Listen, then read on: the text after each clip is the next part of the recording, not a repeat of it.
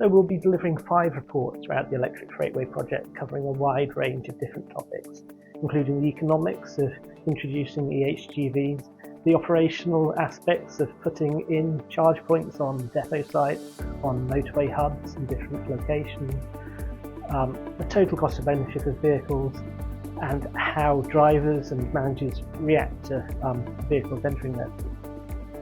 We'll be collecting a wide range of data as part of the trials.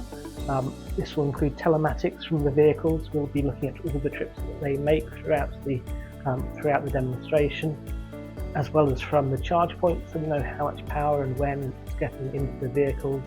We'll be asking lots of questions of our fleet operators, of the drivers, about their experiences of using the eHGV and any issues they may have had as the trials progress.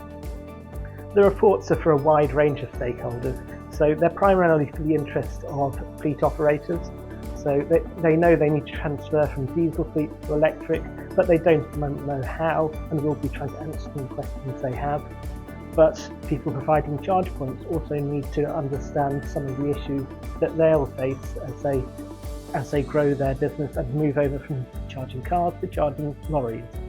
And government needs to understand the impacts that this will have on their legislation and how they need to support fleet operators in this transition.